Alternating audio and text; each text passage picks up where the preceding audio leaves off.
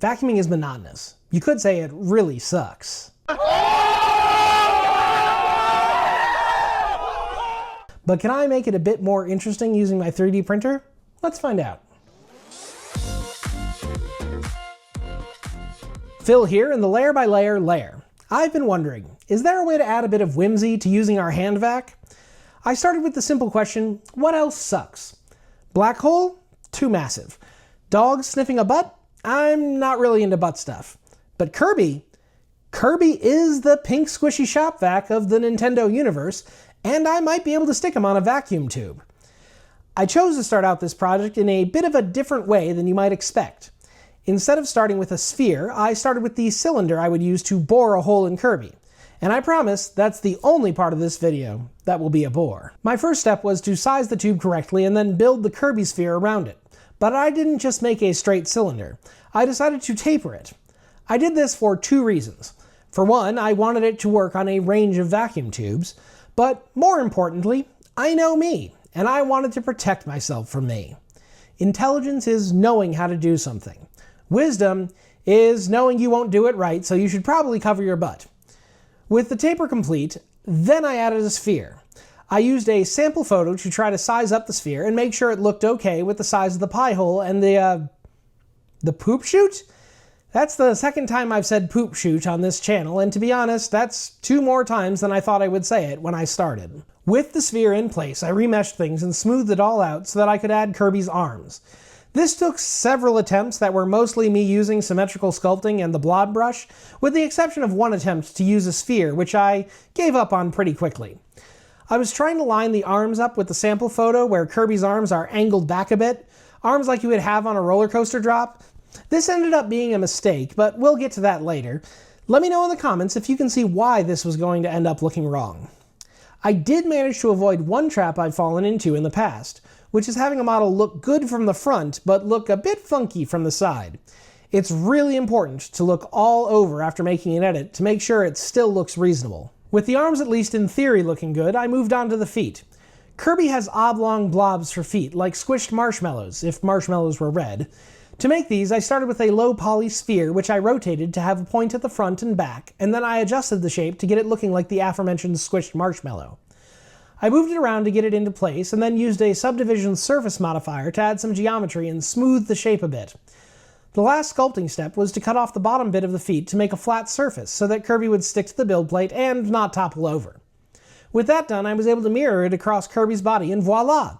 2 feet for the price of 1. A WikiFeet user's dream. With his arms in the air like he just don't care, and feet firmly on the ground, it was time to add the eyes, the windows to Kirby's soul, where we see he is always eating and yet somehow never satisfied.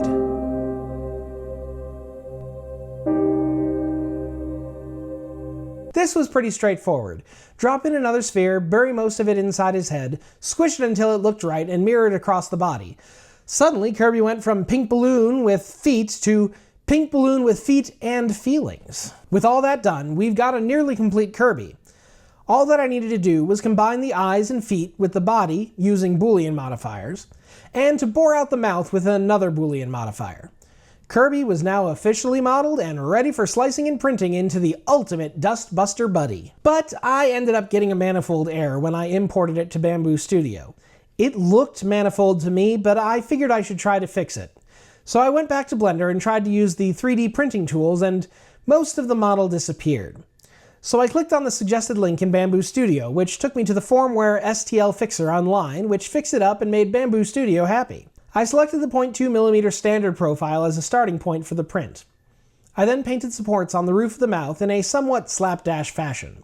I set wall generation and switched to gyroid instead of grid infill because grid kind of sucks, and this is the part of this vacuum project we don't want to suck. I also switched the seam to print in the back and then sent it off to the printer. The initial print looked pretty good and fit onto the vacuum without issue, and Kirby could really suck. And I know what some of you are thinking. Get your minds out of the gutter, this is not that kind of video. While I was looking over the print, I noticed the arms didn't look quite right.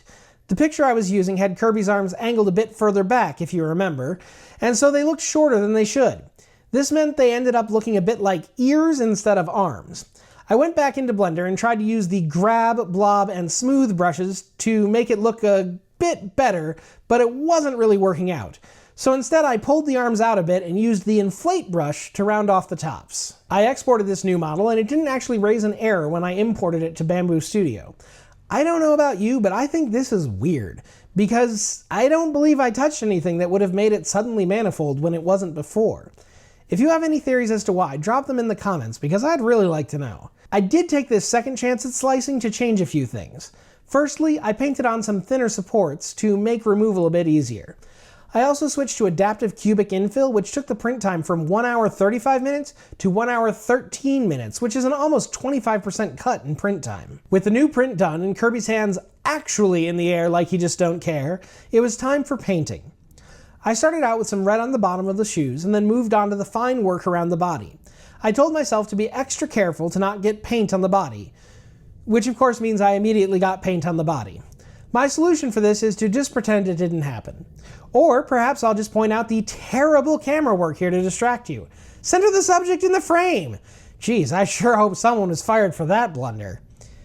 Anyway, with the first coat done for the shoes, I painted the eyes black and added some little red dimples for Kirby and waited for everything to dry.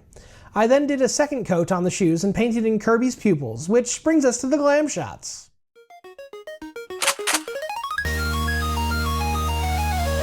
It's time to bust some dust.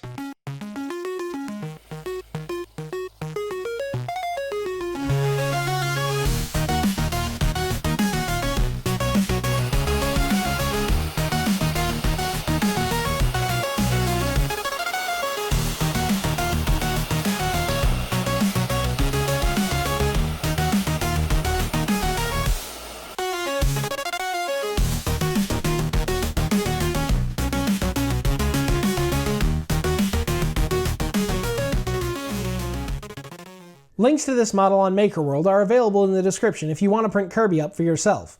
You'll want to make sure your vacuum hose is between 32 and 36 millimeters or so using your digital calipers. And if you don't have a set of calipers, there's a link to a set you can get yourself in the description. If you liked the video, be sure to give it a like and subscribe, and consider checking out this video next.